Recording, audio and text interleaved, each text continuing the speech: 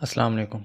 तो आज हम स्टार्ट कर रहे हैं नोज़। नोज़ में से 2 एससीक्यू कम से कम आते हैं, 3 भी आ जाते हैं लेकिन कम से कम 2 तो आते ही हैं। तो इसको हम 2 पार्ट्स में डिवाइड करेंगे, फर्स्ट फर्स्ट हाफ और सेकंड हाफ में।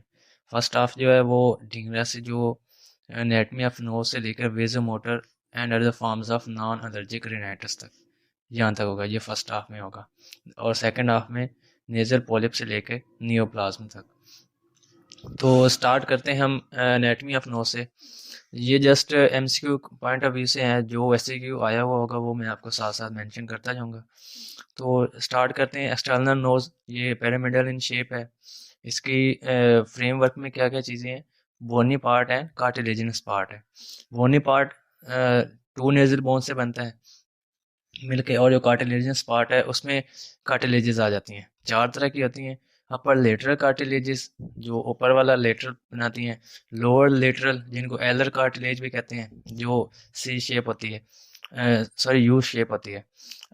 और जो लेसर एलर कार्टिलेज या सीसामोइड कार्टिलेज, ये एलर के पोस्टीरो स्पीयर पड़ी होती है, छोटी सी होती है।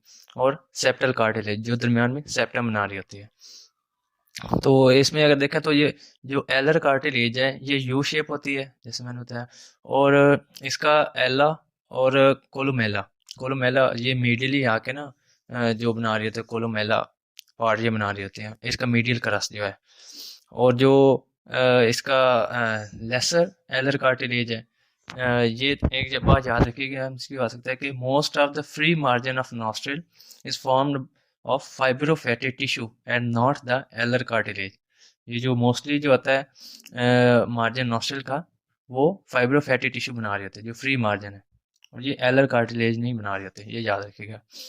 जो नेजल मस्कुलेचर की बात करें तो इसमें प्रोसिरस, निजेलस, लिवेटर लेबाई सुपीरियोरस, एलोकेनेजाई, डायलेटर नेरीज और डिप्रेसर सेप्टाई आते हैं। ये मसल के नाम है बस। नेजल स्किन की बात करें तो ये जो डॉर्सम है और अपर लेटर पार्ट है वहाँ पे ये थिन होती है और फ्रीली मोबाइल होती है। और जो एलर कार्टिलेज है वहाँ पे ये थिक और एडहेरेंट हो जाती है। एक एमसीक्यू आया हुआ है, ये याद रखिएगा। It is a hypertrophy of sebaceous glands which gives rise to lobulated tumour called rhinophyma. Rhinophyma क्या है? स्पेशियस ग्लैंड्स की हाइपरट्रॉफी है। तो ग्लैंड्स उसने पूछा होता है कि ग्लैंड कौन से हैं राइनोफाइमा में, कौन से हाइपरट्रॉफी करते हैं, वो स्पेशियस ग्लैंड हैं। एक्सटर्नल नोज हमारे पास हो गया। अब हमारे पास इंटरनल नोज में क्या क्या चीज़ें आती हैं। इसमें हमारे पास स्किन, वेस्टिब्यूल और नेजल कैविटी प्रॉपर आती है। तो ये क्या करते हैं, एक चीज़ याद रखें कि each nasal cavity communicate with the internal या posterior nasopharynx through posterior nasal aperture, जिसको हम कोएना कहते हैं। ये याद रखिएगा कि एक वो डिजीज में है क्या, कोएना, कोएनल एट्रीजिया होता है। तो ये पोस्टीरियर नेजोफेनेक्स के साथ कैसे कम्युनिकेट करती है? कोएना के थ्रू, अपर्चर होता है पीछे, आगे नोस्ट्रल होते हैं। वेस्टिब्यूल में क्या क्या चीज़ें होती हैं? Skin, sebaceous gland, hair follicle, और हेयर सेल्स को कहते हैं विब्रीसिए।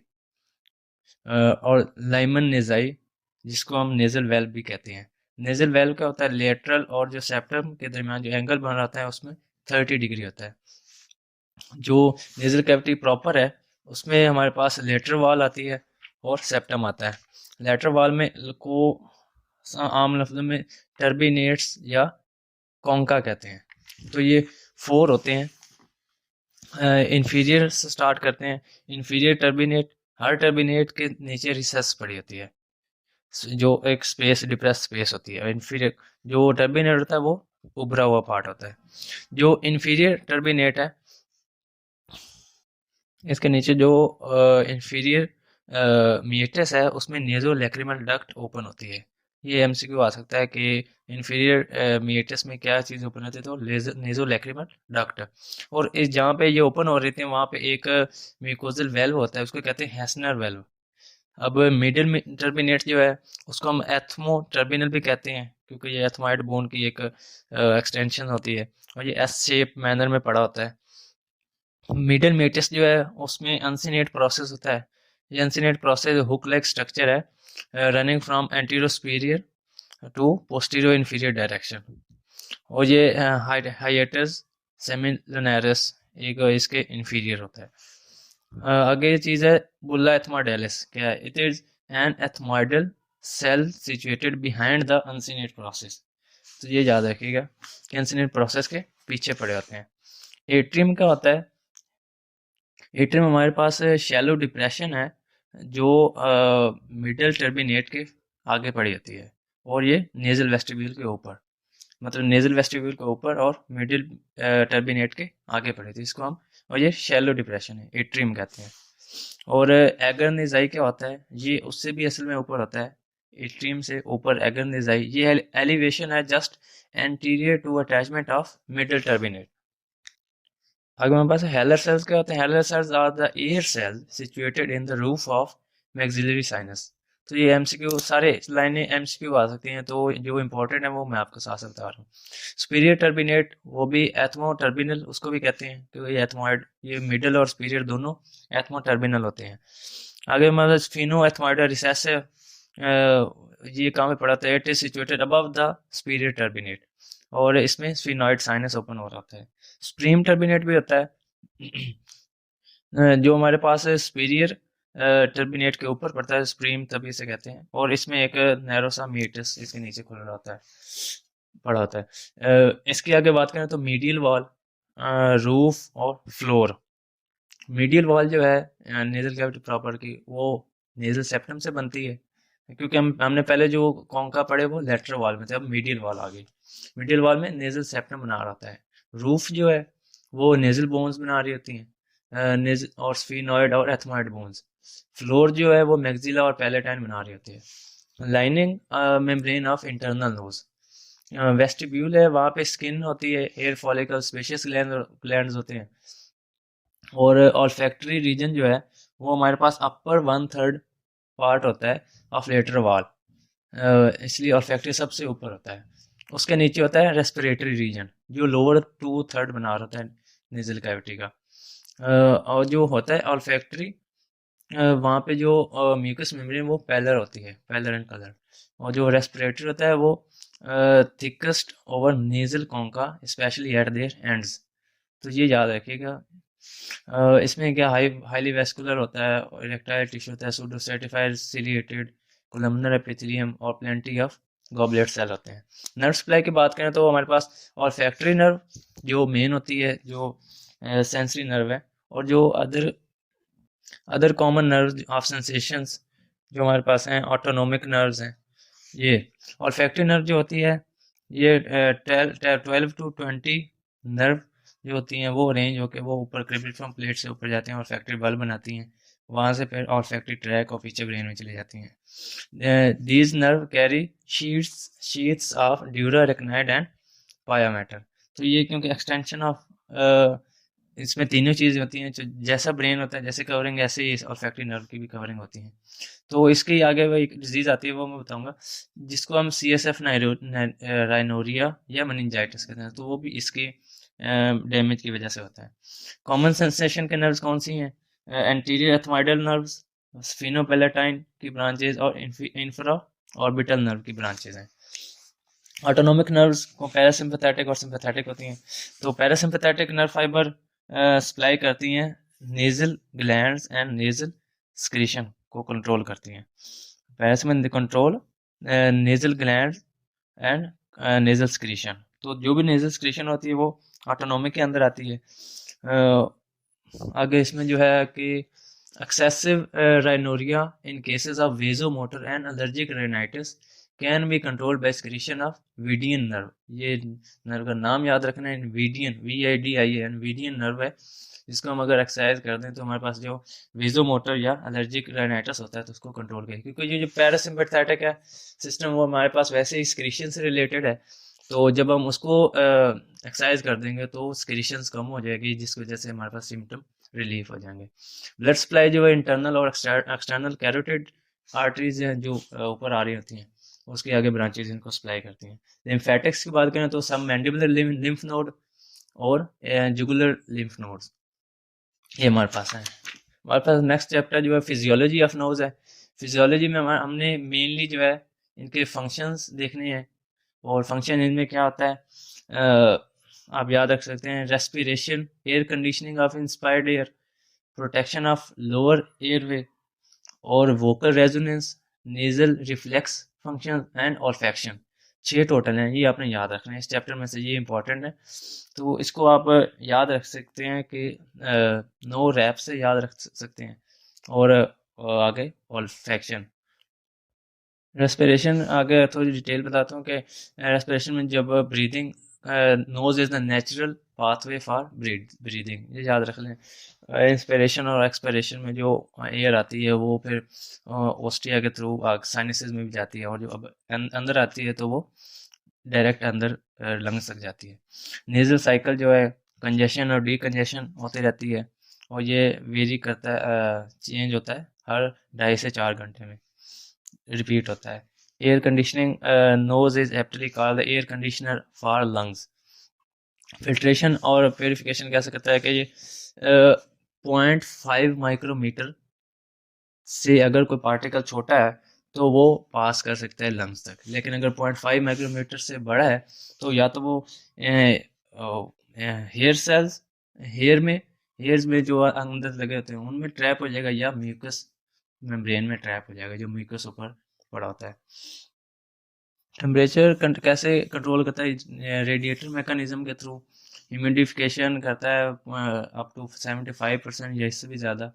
और एक एमसीक्यू के बारे में याद रखें, अबाउट 1000 ml या 1 litre of water is evaporated from the surface of nasal mucosa in 24 hours. 24 घंटों में तकरीबन 1 लीटर जो है वाटर, पानी यानी कि वो नेजल म्यूकोसा से हमारे पास ना इवेपोरेट होता है, तो काफ़ी अमाउंट है।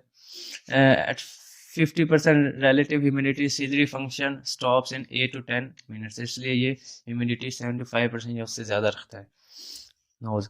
प्रोटेक्शन कैसे करता है, नेजल मिकोजा हमारे पास गॉबलेट सेल से रिच होता है, बहुत होते हैं, तो ये क्या करते हैं, सीरस वाटरी सिक्रीशन और म्यूकस सिक्रीशन करते हैं। तो जो सीलिया होते हैं इसके ऊपर सीरस सिक्रीशन पड़े थे और उसके ऊपर म्यूकस सिक्रीशन पड़े थे। तो जब सीलिया मूव करते हैं तो ऊपर जो म्यूकस पे जो ट्रैप हो जाते हैं पार्टिकल, फॉरेन पार्टिकल, वो उनको फिर मूव आगे करता रहता है। इसको कहते हैं कन्वेयर बेल्ट। ये एमसीक्यू के बारे में याद रखिएगा कि म्यूकस ब्लैंकेट जो दोनों चीज़ें जिसमें शामिल होती हैं, म्यूकस ब्लैंकेट में वही सीरस और जो म्यूसिनस स्क्रीशंस होती है, उसको म्यूकस ब्लैंकेट कहते हैं। तो mucus blanket consist of superficial mucus layer and deep serous layer floating on top of cilia which are constantly beating to carry it like a conveyor belt. ये याद रखिएगा। तो स्पीड इनकी याद रखने की ज़रूरत नहीं है। और सीलिया जो है रैपिड इफेक्टिव स्ट्रोक और स्लो रिकवरी स्ट्रोक के मैकेनिज्म पे एक्ट करते हैं। और कोई इमोटाइल सीलिया सिंड्रोम, क्रोनिक राइनोसाइनोसाइटिस, ब्रोंकिएक्टाइटिस हो सकता है।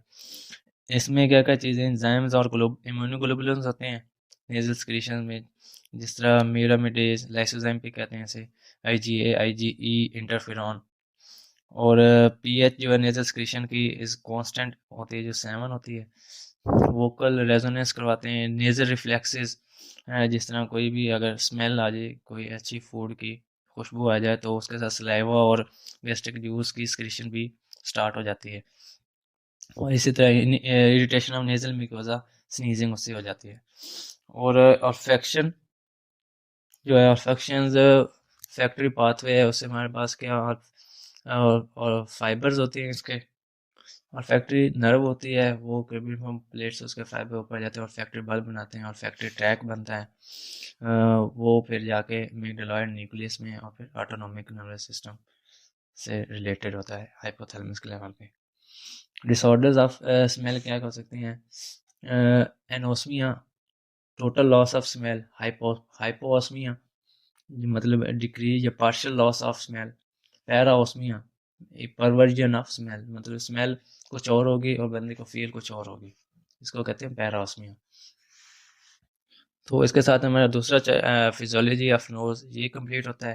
अब हमारे पास है diseases of external nose and nasal vestibule. इसमें हम सबसे पहले देखते हैं disease of external nose. External nose की कौन सी डिजीज होती हैं, तो सबसे पहले हमारे पास सेलुलाइटिस है। सेलुलाइटिस आइटिस आ गया, इसका मतलब इन्फ्लेमेशन है। तो ये नेजल स्किन का इन्फ्लेमेशन है जो स्ट्रेप्टोकोकाई या स्टेफिलोकोकाई से होता है, जिसमें हमारे पास रेड स्वोलन टेंडर नोज हो जाता है। आमतौर पे आपने देखा होगा कि सर्दियों में या आपका जो नोज है वो स्वेल स्वेल स्वोलन होता है और रेडिश होता है, तो ये सेलुलाइटिस ही होता है। नेक्स्ट हमारे पास है नेजल डिफॉर्मिटीज। ये इंपॉर्टेंट है, याद रख लीजिएगा कि आ सकता है पेपर में।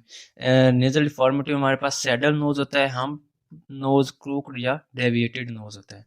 तो ये हमारे पास चार इसके टाइप्स हैं। सैडल नोज क्या होता है? डिप्रेस्ड नेजल डोर्सम, उसमें बोनी भी कार्टिलेजिनस भी आ जाता है, ये दोनों हो सकते हैं। इसको कहते हैं saddle nose, depressed nasal dorsum. किसकी वजह से होता है? मोस्टली नेजल ट्रॉमा की वजह से होता है। और इसमें क्या होता है कि इसको हम कैसे ट्रीट करते हैं? Augmentation rhinoplasty. ऑगमेंटेशन मतलब कोई चीज़ बढ़ानी हो, बेहतर करनी हो, क्योंकि ये डिप्रेस्ड है तो ऑगमेंटेशन राइनोप्लास्टी। जो ऑटोग्राफ ग्राफ्ट इसमें लेते हैं वो मोस्टली हम उसी इंडिविजुअल को लेते हैं। हम्प्ड नोज क्या होता है? ये उससे अपोजिट है सैडल नोज से। इसमें क्या होता है कि इसमें डोर्सम ऑफ नोज है वो उभरा हुआ होता है, मतलब ऐसे ना एलिवेशन उसकी होती है। इसमें वही बोन या कार्टिलेज या दोनों इन्वॉल्व हो सकते हैं। इसमें हम जो ट्रीटमेंट करते हैं वो रिडक्शन राइनोप्लास्टी कहते हैं, क्योंकि ऊपर ऊपर को निकला हुआ है तो उसको हम रिडक्शन राइनोप्लास्टी करके बराबर कर देते हैं। और किस और ये हम ऑस्टियोटोम से करते हैं। आगे हमारे पास है क्रूक्ड या डेविएटेड नोज। क्रूक्ड नोज क्या होता है? कि जिसमें हमारे पास mid line of dorsum from fronto nasal angle to the tip is curved in C shape या एस शेप मैनर। तो हमारे पास जो ऊपर से लेके नीचे टिप तक वो मिड लाइन जो है वो सी या एस शेप में होती है, उसको कहते हैं क्रूक्ड नोज। और जो डेविएटेड नोज है इसमें होती जो है mid line is straight, mid line जो आ रही होती है वो स्ट्रेट होती है, लेकिन वो राइट साइड पे या लेफ्ट साइड पे डेविएटेड होती है। होती बिल्कुल सीधी है लेकिन डेविएटेड किसी एक साइड पे जा रही होती है, इसको हम कहते हैं डेविएटेड नोज। अब इसमें करते क्या हम? राइनोप्लास्टी या सेप्टोप्लास्टी, सेप्टोराइनोप्लास्टी, ये हम कर सकते हैं करेक्ट करने के लिए इसको। तो नेक्स्ट हमारे पास ट्यूमर्स हैं। ट्यूमर्स कंजेनिटल भी हो सकते हैं और बिनाइन और मिलिग्नेंट हो सकते हैं। कंजेनिटल में हमारे पास एक्सटर्नल नोज की डर्मोइड सिस्ट आ जाता है, इंस्फेलोसील और ग्लायोमा आ जाता है। डर्मोइड सिस्ट क्या है? जैसे नाम से जा रहा है डर्मिस इसमें इन्वॉल्व होती है। तो इसमें इसमें हमारे पास मिड लाइन स्वेलिंग होती है जो under the skin but in front of nasal bones, nasal bones और स्किन के दरमियान कह लें, वो हमारे पास एक मिड लाइन स्वेलिंग होती है। और जो नेक्स्ट हमारे पास होती है इसकी डर्मोइड विद साइनस। अगर वो डर्मोइड अगर साइनस बना रही है स्किन के थ्रू तो उसको कहते हैं डर्मोइड विद साइनस। ये जो डर्मोइड है ये नेजल बोन से पीछे अगर ग्रो करना स्टार्ट कर दे तो फिर ये ब्रेन तक भी चली जाती है। तो इसके ट्रीटमेंट ऑफ सच सिस्ट में नेसेसिटेट स्प्लिटिंग ऑफ नेजल बोन्स। इंस्फेलोसील क्या होता है? या इसको मेनिंगो इंस्फेलोसील कहते हैं। इंस्फेलो ब्रेन से रिलेटेड है और ब्रेन की हर्निएशन है। It is herniation of brain tissue along with its meninges through a congenital bony defect. Swelling show cough impulse and में रिड्यूसिबल, क्योंकि हर्निएशन है तो ये कफ इम्पल्स को शो करेगी, मतलब कफ के साथ ये प्रोट्रूड होगी और रिड्यूसिबल भी होगी। और extra nasal meningoencephalocele presents as subcutaneous pulsatile swelling in the midline at the root of nose, side of nose हो सकती है या anterior middle aspect। एक pulsatile subcutaneous pulsatile swelling in the midline, तो ये इंस्फेलोसील होगी। आगे हमारे पास है ट्यूमर्स में ग्लायोमा है। It is nipped off portion of encephalocele, encephalocele का निप्ड ऑफ यानी कि पिंच्ड ऑफ पोर्शन ये होता है, ग्लायोमा से कहते हैं। और ये भी ड्यूरिंग इन एम्ब्रियोनिक डेवलपमेंट होता है। बिनाइन ट्यूमर्स हमारे पास है। बिनाइन ट्यूमर्स में सबसे इंपॉर्टेंट जो वो राइनोफाइमा है, जो हमने पहले भी पढ़ा था। सीबेशियस ग्लैंड्स की हाइपरट्रॉफी होती है राइनोफाइमा का, इसको पोटैटो ट्यूमर भी कहते हैं। ये याद रखिए, एमसीक्यू आ सकता है। और ये स्लो ग्रोइंग ट्यूमर है, और ये मोस्टली और इट प्रेजेंट कैसे करता है, ये pink lobulated mass over the nose with superficial vascular dilatation. आगे हमारे पास है malignant tumours of external nose. तो मिलिग्नेंट में बेजल सेल कार्सिनोमा या रोडेंट अल्सर भी इसे कहते हैं, और दूसरा हमारे पास है स्क्वेमस सेल कार्सिनोमा जिसको हम एपिथेलियोमा भी कहते हैं। तो बेजल सेल कार्सिनोमा ये इंपॉर्टेंट है और एससीक्यू एक दफ़ा आया भी हुआ है। तो इसमें क्या होता है, ये मोस्ट कॉमन मिलिग्नेंट ट्यूमर है जो नोज ऑफ जो नोज़ की स्किन को इन्वॉल्व करता है, और ये मोस्टली ओल्ड एज में होता है।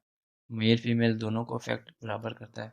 जिसके कॉमन साइट्स हैं वो tip and the ala, tip और एला ये मोस्ट कॉमन साइट्स हैं। It presents as a cyst और पेपिलोपियरली नोड्यूल और an ulcer ulcer with rolled edges. ये याद रखिएगा, अल्सर विद रोल्ड एजेस, ये इसका डायग्नोस्टिक पॉइंट है। और ये स्लो ग्रोइंग है, मोस्टली कन्फाइंड टू स्किन, और ये मेटास्टाइज नहीं करता। नोडल मेटास्टेसिस बहुत रेयर है, और इसके जो अर्ली अगर इसको डायग्नोज कर लिया जाए तो क्रायो सर्जरी, इरेडिएशन और सर्जिकल एक्सीजन, ये तीन इसके मेथड हैं। और अगर लेट हो जाए या एक्सटेंसिव, या अगर बोन को या कार्टिलेज को इन्वॉल्व कर ले, तो फिर हम एक्सरसाइज करते हैं उस पार्ट को, और फिर हम उसकी जगह फ्लैप या प्रोस्थेटिक्स लगा देते हैं। आगे हमारे पास है स्क्वेमस सेल कार्सिनोमा, एपिथेलियोमा भी कहते हैं। ये सेकंड मोस्ट मिलिग्नेंट ट्यूमर है, और ये भी ओल्ड एज को अफेक्ट करता है। It occurs an as infiltrating nodule और an ulcer with rolled out edges. इसमें रोल्ड आउट एजेस का अल्सर बनेगा। अर्ली लीजन जो है वो रेडियोथेरेपी को रिस्पॉन्ड करता है। Large lymph node will require block dissection, इसमें लिम्फ नोड इलाजमेंट होती है। मेलानोमा हमारे पास है, ये मिलिग्नेंट ट्यूमर। मेलानोमा आपको पता है मेलानिन जो सेल्स होते हैं उनका होता है, और ये सुपरफिशियली और स्लो ग्रोइंग है, ट्रीटमेंट सर्जिकल एक्सीजन है। तो हमारे पास इंपॉर्टेंट इसमें बेजल सेल कार्सिनोमा था। आगे हमारे पास है डिजीज ऑफ नेजल वेस्टिब्यूल।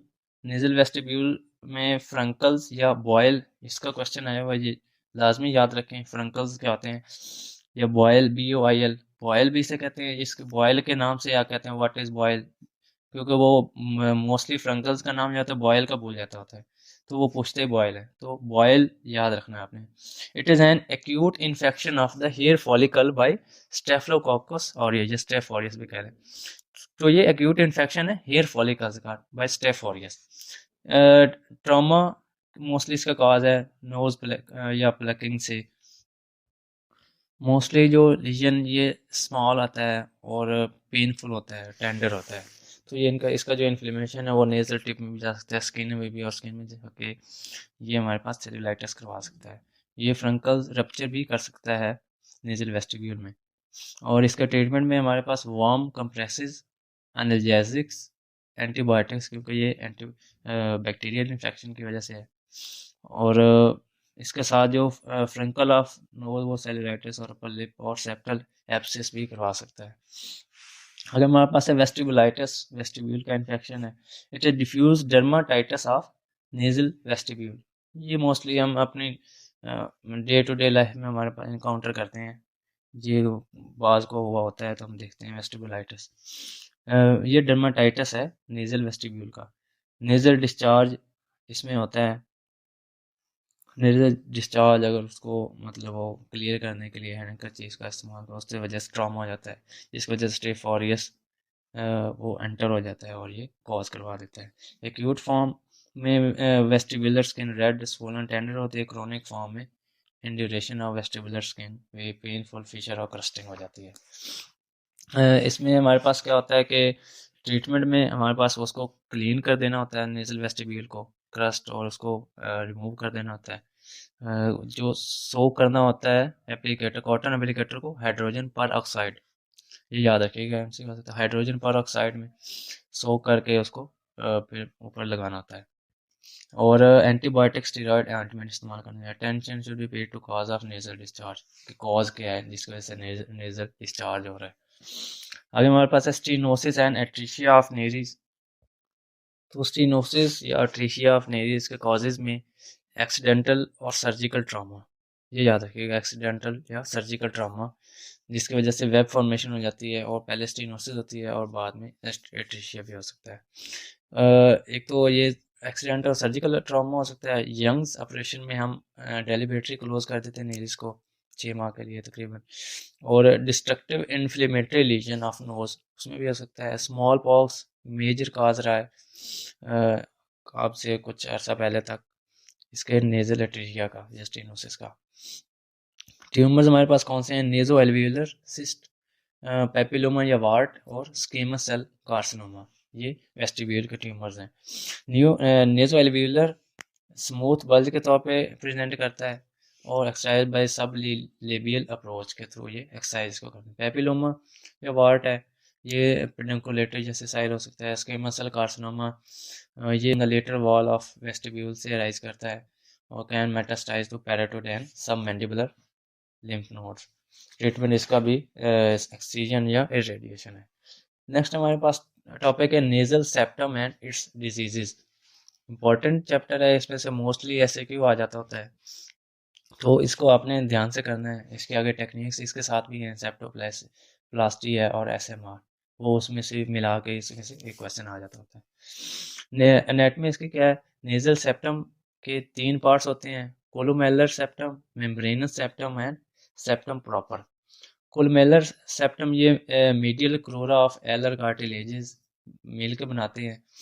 और मेम्ब्रेनस सेप्टम जो है उसमें सिर्फ double layer of skin present होती है, वो इससे ऊपर होता है मेम्ब्रेनस। और सेप्टम प्रॉपर जो है वो ओस्टियोकार्टिलेजिनस।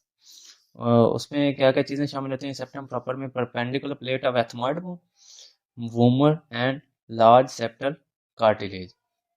अच्छा समझना, दो चीज़ें नीचे प्रेजेंट होती है, एक उसके ऊपर पड़ी होती है। वोमर और सेप्टल कार्टिलेज नीचे होती है, और जो perpendicular plate of ethmoid bone, ये एक ट्रायंगल, ऐसे समझ लें आसानी के लिए, ट्रायंगल बना रहे होते हैं और ऊपर पड़ी होती है ट्रायंगल का एक कौन एथमॉइड से बन रहा होता है। लिटल्स एरिया या कैजल बैक प्लेक्सिस किसे कहते हैं? It is a vascular area in the antero and inferior part of nasal septum just above the vestibule। ये इसको मतलब एरिया कहाँ पे होता है, और ये कॉमनेस्ट साइट फॉर एपिस्टैक्सिस है। और ये ब्लीडिंग पोलिप या हिमेंजियोमा, उसके भी साइट ऑफ रीजन यही है। अगर मैं fracture of nasal septum, cause क्या होता है? मोस्टली ट्रामा होता है। ट्रामा दो तरह से हो सकता है, या फ्रंट से हो सकता है या बिलो से हो सकता है। अगर फ्रंट से ट्रामा या ब्लो हो तो उसको कहते हैं जार्जा वेव फ्रैक्चर। इसमें क्या होता है, जो क्योंकि आगे से ब्लो हुआ है तो इसमें जो हमारे पास टीयर आएगा वो हॉरिजॉन्टल होगा। और स्टार्ट कहाँ से करता है? ये just above the anterior nasal spine से लेके हॉरिजॉन्टली पीछे जाता है, और जंक्शन जहाँ पे आता है सेप्टल कार्टिलेज और वोमर का, वहाँ तक जाता है। चैवलेट या कैवलेट फ्रैक्चर, इसमें क्या होता है? बिलो अगर नीचे से कोई मौका पड़ा है या कुछ और डैमेज हुआ है तो ये वर्टिकली, क्योंकि वर्टिकली ये टीयर आएगा। इसमें कहाँ से स्टार्ट होता है?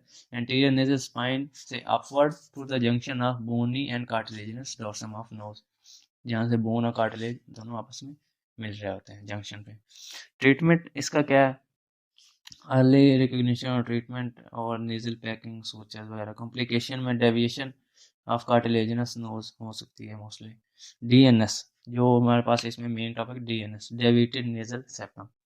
It is the important cause of nasal obstruction, क्योंकि डेविएटेड नेजल सेप्टम है, किसी साइड पे डेविएटेड हो तो उसके बाद नेजल ऑब्स्ट्रक्शन लाजमी आएगी। एटियोलॉजी इसकी, ये क्वेश्चन आया हुआ है कि इसमें एटियोलॉजीज कौन सी हैं, और ये आपने याद रखनी 4 हैं, जिसमें मोस्ट इम्पॉर्टेंट 2 हैं। ट्रॉमा है, डेवलपमेंटल एरर्स हैं, और अगली जो तीसरी चौथी racial factor and hereditary factor. Trauma अगर lateral blow on the nose हो जाए तो उसकी वजह से हमारे पास जो सेप्टल कार्टिलेज है वो डिस्प्लेस हो जाता है। और ये ट्रॉमा जो बर्थ के टाइम भी हो सकता है, ड्यूरिंग डिफ़िकल्ट लेबर के थ्रू। डेवलपमेंटल में क्या हो सकता है? जैसे एडिनाइड हाइपरट्रॉफी या अनइक्वल ग्रोथ हो जाए पैलेट की, क्लेफ्ट लिप या पैलेट, डेंटल एबनॉर्मेलिटीज, तो ये इसमें आ जाते हैं डेवलपमेंटल में। वो सबसे जो मोस्ट इम्पोर्टेंट था वो ट्रॉमा और डेवलपमेंटल है। रेशियल फैक्टर्स में कोकेशन में ज़्यादा होता है ब्लैक अमेरिकन की निस्बत। हेरिडिटरी फैक्टर्स में एक फैमिली में अगर किसी को है तो चांसेस हैं कि और लोगों को भी हो। टाइप्स इसकी क्या हैं डीएनएस की? टाइप्स भी क्वेश्चन आया हुआ है कि इसकी कितनी टाइप्स हैं। टोटल हमारे पास 5 इसकी टाइप्स हैं।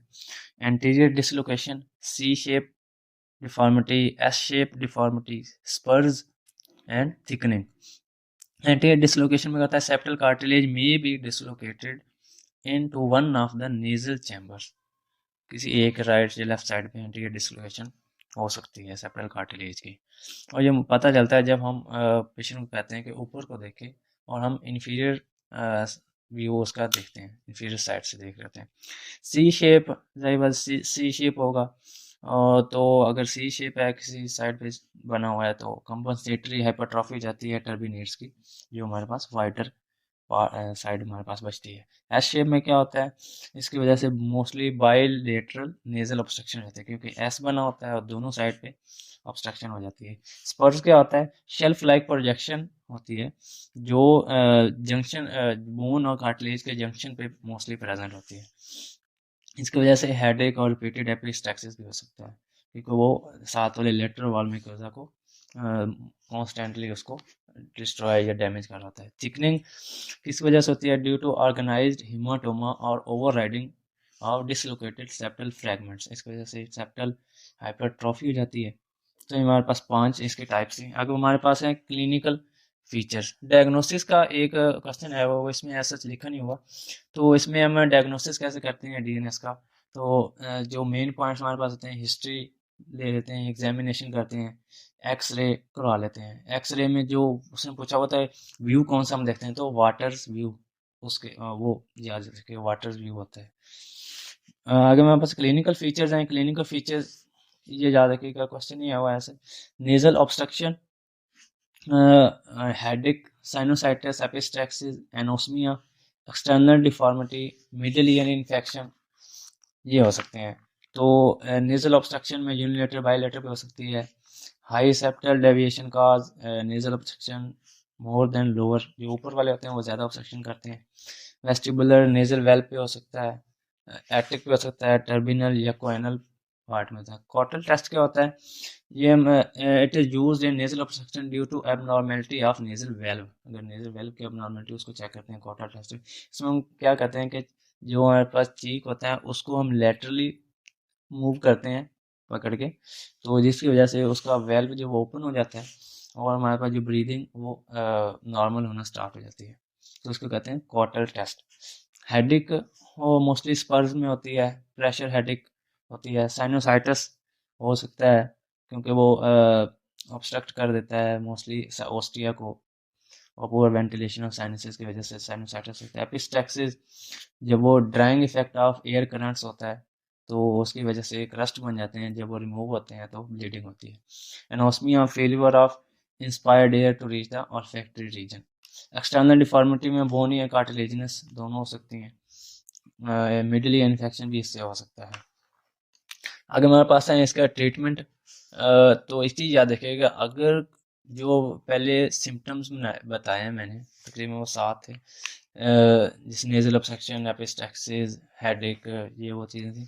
तो अगर वो सिम्टम्स नहीं है तो उसमें और minor degree of separate deviation, तो ट्रीटमेंट की ज़रूरत बिल्कुल भी नहीं होती। कब होता है, जब हमारे पास मैकेनिकल नेजल ऑब्स्ट्रक्शन हो जाए या सिम्टम जो ऊपर पहले बता चुके हैं उसमें से अगर कुछ प्रेजेंट हो या कोई ज़्यादा डेंजरस कंडीशन आ जाए, तो उसमें हम ट्रीटमेंट करते हैं। 2 तरह से कर सकते हैं, एसएमआर सबम्यूकोजल रिसेक्शन कर सकते हैं या सेप्टोप्लास्टी कर सकते हैं। ये चूंकि 2 टेक्निक्स हमारे पास हैं, सर्जिकल टेक्निक्स हैं डीएनएस के लिए, तो ये हम इस चैप्टर के एंड पे करते हैं अभी। आगे हमारे पास है सेप्टल हीमाटोमा। ये काफ़ी दफ़ा आया हुआ है सिनेरियो के तौर पे कि अगर बंदे को ट्रॉमा ऑफ नोज हुआ है तो उसको एपिस्टैक्सिस नहीं हो रहा है, लेकिन उसको नेजल ऑब्स्ट्रक्शन हो गई है, तो उसको क्या हो सकता है। और कुछ में आया हुआ है कि सॉफ्ट एंड फ्लक्चुएंट मैस है तो वो क्या होगा, तो सेप्टल हीमाटोमा। सेप्टल एब्सेस भी काफ़ी दफ़ा आया हुआ है। सेप्टल हीमाटोमा की etiology क्या है? असल में यह है कि collection of blood under the perichondrium या पेरियोस्टियम ऑफ नेजल सेप्टम। ये नेजल सेप्टम में ही होगा, लेटरल वॉल में नहीं होगा। इसके कॉजेज में ट्रॉमा, सेप्टल सर्जरी या कोई ब्लीडिंग डिसऑर्डर है।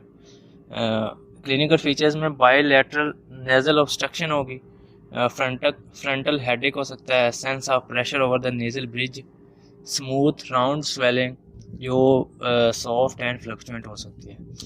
ट्रीटमेंट इसका आया हुआ है एससीक्यू। ट्रीटमेंट इसका क्या है? तो स्मॉल हीमाटोमा जो होता है उसको हम एक्सपायर कर लेते हैं, अगर कोई लार्ज हो तो उसको हम इंसाइज कर देते हैं। अगर इंसाइज के बाद अगर ड्रेनेज जो होता है उसके बाद हम नोज नेजल पैकिंग कर देते हैं दोनों साइडों में, ताकि री अकोमुलेशन ना हो। अगर इसके साथ हम सिस्टेमिक एंटीबायोटिक देते हैं ताकि कोई सेप्टल एब्सेस ना बन जाए, कोई बैक्टीरियल इन्फेक्शन ना आ जाए। कॉम्प्लिकेशन भी इसकी आई हुई हैं कि कॉम्प्लिकेशन कौन कौन सी हैं। तो क्योंकि ये सेप्टल हीमाटोमा है तो अगर ड्रेन ना किया जाए तो ये इसकी फाइब्रोसिस हो सकती है, इसकी वजह से परमानेंट स्कारिंग या परमानेंट थिकन्ड सेप्टम हो सकता है। दूसरी इसके क्या तरीका हो सकता है कि अगर हीमाटोमा है तो इसका अगर सेकेंडरी इन्फेक्शन हो जाए तो उसकी वजह से सेप्टल एब्सेस बन सकता है, जिससे आगे नेक्रोसिस हो सकती है कार्टिलेज की, और डिप्रेशन ऑफ नेजल डॉर्सम हो सकता है। तो ये इसकी दो पाथवे हैं कॉम्प्लिकेशंस के। सेप्टल एब्सेस क्या है? सेप्टल एब्सेस इसका क्वेश्चन आया हुआ है, सिनेरियो भी आया हुआ है।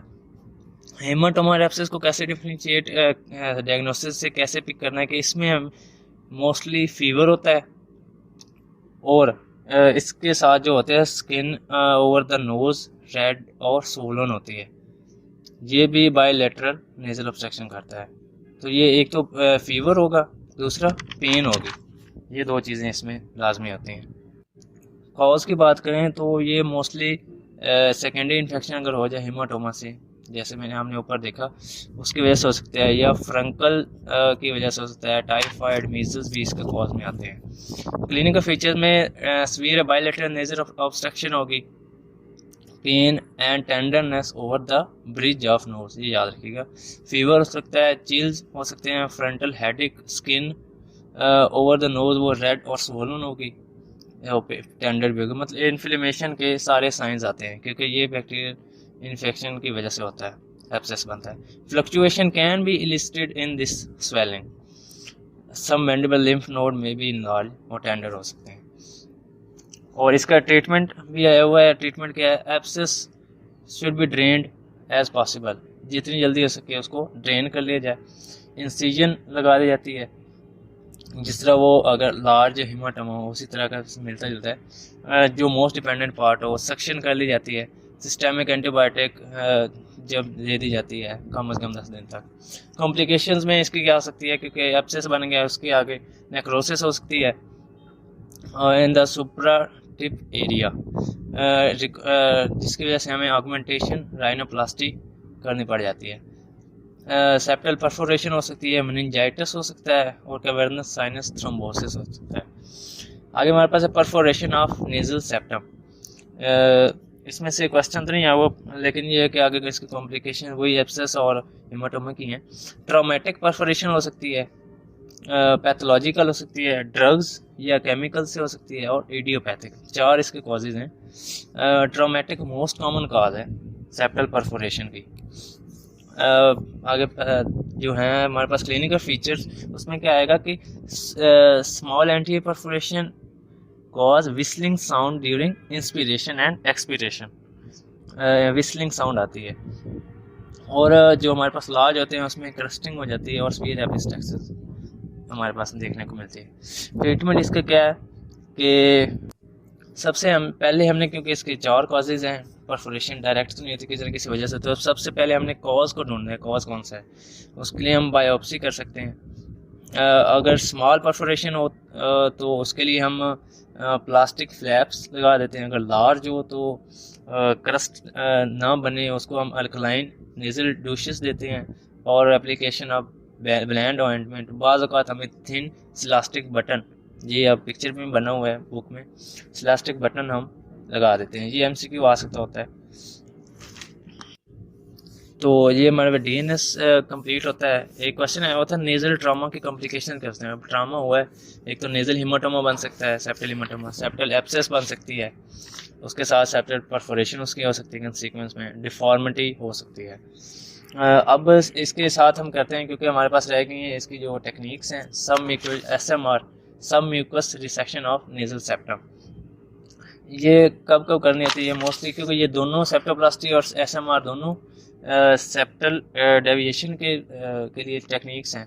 तो डीएनएस में इस्तेमाल करते हैं, सेप्टल स्पर हो, स्टेक्सिस आ रहा हो, या सेप्टो राइनोप्लास्टी के तौर पे हाइपोफिजेक्टमी या विरिडियन न्यूरेक्टमी में SMR करते हैं। इंडिकेशन मिलती जुलती हैं, एक आधे का डिफरेंस है। कंट्रा इंडिकेशन क्या है SMR की, ये क्वेश्चन भी आया होता है कि एक बच्चा जो 17 साल तक है तो उसमें कौन सी करनी चाहिए। तो इसकी कंट्रा इंडिकेशन SMR की, ये बिलो 17 ईयर्स ये कंट्रा इंडिकेटेड है। उसके साथ जो एनेस्थीसिया लोकल जनरल दोनों दे सकते हैं। पोजीशन इसमें याद रखिएगा, reclining position with head and of the table raised, ये याद रखिएगा, हेड एंड जो होता है वो रेज होता है। स्टेप्स इसमें क्या है, इन्फिल्ट्रेशन नेजल सेप्टम और जाइलोकेन और एड्रेनालिन देते हैं हम, इंसिजन देते हैं, और एलिवेशन ऑफ म्यूकोपेरिकोन्ड्रिया और पेरियोस्टल फ्लैप हम उठा लेते हैं कार्टिलेज और बोन से। फिर हम इंसाइज कर लेते हैं कार्टिलेज का, कार्टिलेज को फिर दूसरी साइड पे ऐसे करते हैं, म्यूकोपेरिकोन्ड्रिया पेरियोस्टल हम फ्लैप एलिवेट करते हैं, उधर से भी कार्टिलेज और बोन को रिमूव कर देते हैं, मतलब बाद में, और स्टिचिंग कर देते हैं और पैकिंग कर देते हैं। इसमें हम मोस्टली जो होता है जो मेजर काफ़ी जो मतलब 2/3 तक इसको कार्टिलेज या बोन को रिमूव कर देते हैं। इसी वजह से ये अब कम यूज़ होता है। पोस्ट ऑप केयर में यही है कि नेजल पैकिंग रखो, उसमें डाइट उसकी अच्छी रखो, कोई स्नीजिंग और इस तरह की एंटीबायोटिक दो, नेजल सिल्क स्टिच लगाओ और ट्रामा से अवॉइड करो। इसकी कॉम्प्लिकेशंस आई हुई हैं, SMR के कॉम्प्लिकेशंस के हैं। तो कॉम्प्लिकेशन SMR और सेप्टोप्लास्टी दोनों की मिलती जुलती हैं, तकरीबन फ़र्क नहीं है दोनों में। तो जिसकी भी आ जाए आपने 3-4 पॉइंट तो सेम लिखने हैं, आगे एक आधा का डिफरेंस आप, लेकिन तकरीबन सेम होती हैं।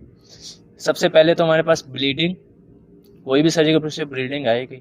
उसके बाद सेप्टल हिमाटोमा, सेप्टल एब्सेस बन सकती है, परफोरेशन हो सकती है। 4 तो हमारे पास ये सीधी सीधी हो गई। आगे क्योंकि ये मोस्टली इसमें काफ़ी कार्टिलेज का पार्ट बोन का निकाल है, तो डिप्रेशन ऑफ ब्रिज ये हो सकती है, retraction of columella, persistence of deviation, मतलब अगर अच्छी नहीं हुई तो सर्जरी अच्छी नहीं हुई, फ्लैपिंग ऑफ नेजल सेप्टम, तो सांस लेते हो क्योंकि ज़्यादातर कार्टिलेज निकल गई है तो सांस लेने में वो इधर उधर मूव करता है। टॉक्सिक शॉक सिंड्रोम, तो ये इसकी कॉम्प्लिकेशंस हैं। ये हमारे पास SMR हो गया। अगर हमारे पास है सेप्टोप्लास्टी, सेप्टोप्लास्टी इसकी डेफिनेशन आई हुई है, इंडिकेशन आई हुई है, इसकी पोस्ट ऑपरेटिव कॉम्प्लिकेशंस आई हुई हैं, और डिफरेंस आया हुआ है SMR और सेप्टोप्लास्टी का। तो ये अच्छे से करना है। मोस्टली अभी तक जो भी क्वेश्चन है वो इसी का ही आया हुआ, सेप्टोप्लास्टी है। Septoplasty is a conservative approach, conservative approach to septal surgery, as much of the septal framework as possible is retain, कि कंजर्वेटिव सर्जरी है कि हम कंजर्व रखते हैं, कि ज़ाया नहीं करते ज़्यादातर, जो भी अगर जो नहीं निकालना पड़ता हम नहीं निकालते, जो ख़राब होता है सब वो हम सेप्टम का निकाल देते हैं। तो ये कंजर्वेटिव अप्रोच है सेप्टल सर्जरी का, जिसमें हम जितना जब कोशिश करते हैं ज़्यादा से ज़्यादा फ्रेमवर्क रिटेन रहे। इसकी इंडिकेशन में क्या है, डीएनएस है, अगर ऑब्स्ट्रक्शन कर रहा है, अगर डीएनएस जो है उसकी वजह से, अगर वो लेटरल वॉल्व या हेडेक कर रहा है उसकी वजह से, और septal deviation causing sleep apnoea हो रहा है, साइनोसाइटिस में करते हैं, रिकरेंट एपिस्टेक्सिस में करते हैं और मिडिल मीटिस या फ्रंटल रिसेस को अप्रोच करने के लिए ये पहले करते हैं, और पिट्यूटरी फोसा को अप्रोच करने के लिए। ये इसकी इंडिकेशंस है। ये क्वेश्चन है वो ये याद रखिएगा।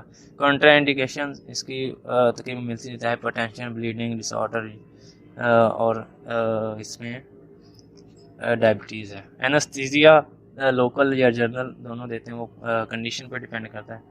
पोजीशन वही सेम SMR की, या reclining position with head and of the table raised. Technique में क्या है, पहला स्टेप होता है कि इनफिल्ट्रेट, हमने इंजेक्शन लगाना 1% लिग्नोकेन विद एड्रेनालिन का, और उसके बाद हमने डेविएटेड सेप्टम अगर है तो किलियन इंसिजन देनी होती है, या कॉर्डल डिसलोकेशन है तो फ्रीयर्स इंसिजन देनी होती है। फ्लैप हमने रेज करना होता है, उसको फिर हमने सेप्टल कार्टिलेज से अलहदा करना होता है। Remove maxillary crust, deform septal cartilage is corrected. कैसे कैसे करेक्ट किया जाता है इसमें? Scoring on the concave side, cross hatching या मॉर्सलाइजिंग, शेविंग और वेज एक्सीजन। ये 4 तरीके से कर सकते हैं। उसके आगे हम ट्रांससेप्टल सूचेस लगा देते हैं और नेजल पैक कर देते हैं। पोस्ट ऑप केयर में वो डे केयर सर्जरी है, अवॉइड स्टीनियस एक्सरसाइज, पैक अगर वो अगले दिन निकाल देने होते हैं, सलाइन स्प्रे या स्टीम इनहेलेशन, ज़ाइलो या मेटाजोलिन ड्रॉप से, नेजल स्प्रिंट्स वो भी निकालने होते हैं, avoid trauma. Post operative complications इसकी भी आई हुई हैं सेप्टोप्लास्टी की, तो वही ब्लीडिंग है, सेप्टल हीमोटोमा या एब्सेस, सेप्टल परफोरेशन, सुप्रा टिप डिप्रेशन, उसमें पिछले में सैडल नोज हो जाता है, इसमें सैडल नोज है, columellar retraction, persistent of septal deviation, CSF rhinorrhoea इसमें होता है, और toxic shock syndrome. Types of incision कितनी है? किलियन इंसिजन और ट्रांसफिक्सेशन, हेमी ट्रांसफिक्सेशन और हॉरिजॉन्टल ऑन द स्पर, ये टाइप्स हैं इनकी। अब जो क्लीन इंसिजन है ये cephalic to caudal end of the septum, ये मतलब ये जो टिप होती है उससे ऊपर होता है। जो ट्रांसफिक्सेशन होती है ये थ्रू एंड थ्रू इंसिजन होती है, मतलब पेनिट्रेटिंग होती है, जो close to caudal end caudal end of the septum, ये नीचे की तरफ। हेमी ट्रांसफिक्सेशन ही है, लेकिन ये क्या होती है, एक साइड पे होती है। Horizontal on the spur for endoscopic spurectomy. Difference इनका आता है सेप्टोप्लास्टी और SMR का। फ़ायदे सबसे ज़्यादा सेप्टोप्लास्टी के हैं, तो उसको देखते हैं। ये सेप्टोप्लास्टी हमारे पास लिमिटेड सिलेक्टिव डायसेक्शन है, लेकिन SMR एक्सटेंसिव डायसेक्शन है। ये चिल्ड्रन में भी की जा सकती है सेप्टोप्लास्टी, लेकिन जो SMR है वो 17 साल से कम उम्र में नहीं की जाती। ये याद रखनी है, एज आपने याद रखनी है। फ्लैप से हम एक साइड पे उतारते हैं और limit elevation on the opposite side, लेकिन SMR में दोनों साइडों पे फ्लैप्स हम रिमूव करते हैं और ऊपर उठाते हैं, फिर हम उसको रिसेक्ट करते हैं। सेप्टोप्लास्टी में डिफॉर्म्ड कार्टिलेज करेक्ट किया जाता है, और SMR में बोन और कार्टिलेज दोनों को एक्सरसाइज किया जाता है। सेप्टोप्लास्टी में लेस चांसेस ऑफ कॉम्प्लिकेशन है और SMR में ज़्यादा है। री ऑपरेशन ईजियर है सेप्टोप्लास्टी में, और री ऑपरेशन डिफ़िकल्ट है SMR। तो ये हमारे पास दोनों टेक्निक्स हो गई हैं जो इसमें DNS में यूज़ होती हैं। नेक्स्ट हमारे पास टॉपिक है एक्यूट एंड क्रोनिक राइनाइटिस। अब हमारे पास टॉपिक है acute and chronic rhinitis. Acute rhinitis viral हो सकती है, बैक्टीरियल और इरिटेटिव हो सकती है, और जो क्रोनिक है वो chronic simple rhinitis, hypertrophic rhinitis, atrophic rhinitis, rhinitis सिका एंड राइनाइटिस कीजियोसा। तो एक्यूट से स्टार्ट करते हैं। वायरल राइनाइटिस है सबसे पहले। वायरल राइनाइटिस में कॉमन कोल्ड, इन्फ्लुएंजा और राइनाइटिस एक्जेंथिमास। कॉमन कोल्ड जिसको कोराइजा भी कहते हैं, 3 से 4 दफ़ा इसका क्वेश्चन आया हुआ कॉमन कोल्ड का। डायग्नोस इसको कैसे करना है वो उसका डायग्नोसिस आता है। कॉज इसका क्या है? वायरल डिजीज़ है, एयरबोर्न ड्रॉपलेट्स के थ्रू ये फैलता है। इनक्यूबेशन पीरियड 1 to 4 डेज और इलनेस 2 से 3 हफ्ते तक चल सकती है। क्लिनिकल फीचर्स इसके जो डायग्नोसिस में आता है वो जाता है कि burning sensation at the back of nose, जिसके बाद वो नेज़ल स्टफीनेस फील होना शुरू हो जाती है।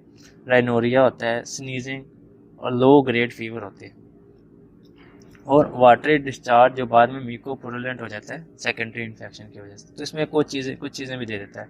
मोस्टली बर्निंग सेंसेशन देता है, राइनोरिया, स्नीजिंग, ये नेज़ल स्टफीनेस। अगर बर्निंग सेंसेशन आ जाए बैक ऑफ नोज पे तो ये वायरल राइनाइटिस ही है। क्लिनिकल फीचर्स इसके हो गया। ट्रीटमेंट इसमें क्लिनिकल फीचर्स वो डायग्नोसिस में आ जाता है। ट्रीटमेंट इसका आया हुआ है।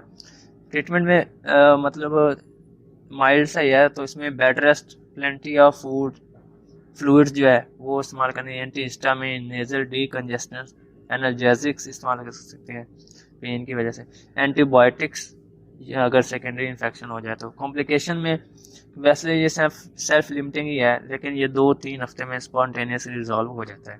इन्फ्लुएंजा टाइप ए, बी और सी वायरस वो ये कॉज करते हैं, मिलता जुलता ये वायरल रेनाइटिस से। Rhinitis associated with exanthema, rash associated measles, rubella, chicken pox करवाते हैं। बैक्टीरियल रेनाइटिस नॉन स्पेसिफिक भी होता है और डिफ्थेरियल रेनाइटिस भी। जो डिफ्थेरियल रेनाइटिस है इसमें एक चीज़ आती है, greyish membrane is seen covering the inferior turbinate and floor of nose। Greyish membrane बनती है inferior turbinate पे, और ये ट्रू मेम्ब्रेन होती है जिसको रिमूव करने पे ब्लीडिंग होती है। इसमें हम पेनिसिलिन और डिफ्थेरिया एंटीटॉक्सिन देते हैं। आगे इरिटेटिव रेनाइटिस, जो इरिटेशन की वजह से एक्सपोजर टू डस्ट, स्मोक या इरिटेटिंग गैस, फेस में स्नीजिंग, राइनोरिया और नेजल कंजेशन हो जाएगी, और सिम्टम जैसे हम रिमूव करेंगे कोई ऑफेंडिंग एजेंट तो उसके सिम्टम रिजॉल्व हो जाएंगे।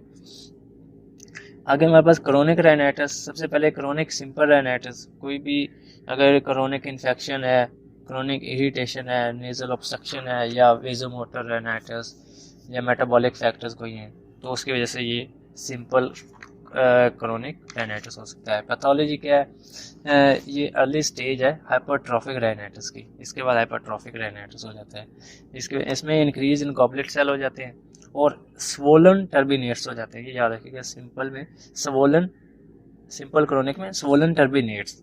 Nasal mucosa dull red in colour, shrink with application of vasoconstrictor drops. ये याद रखिएगा, वेजोकंस्ट्रिक्टर अगर हम अप्लाई करें ड्रॉप्स तो श्रिंक कर जाता है, लेकिन जो हाइपरट्रॉफिक राइनाइटिस है वो क्योंकि इससे अगली स्टेज है तो वो श्रिंक बहुत ही कम करता है, ये ना होने के बराबर करता है।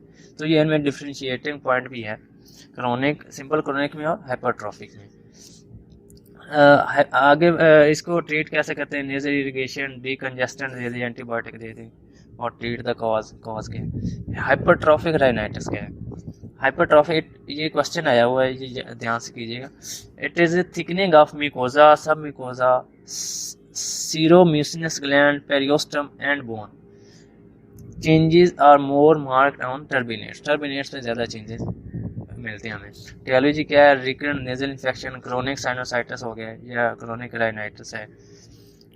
सिम्टम्स क्या आएंगे, nasal discharge is thick and sticky, ये याद रखने वाली बात है। वो shrink with vasoconstrictor drugs due to presence of underlying little shrinkage होती है क्योंकि नीचे फाइब्रोसिस शुरू हो गई होती है।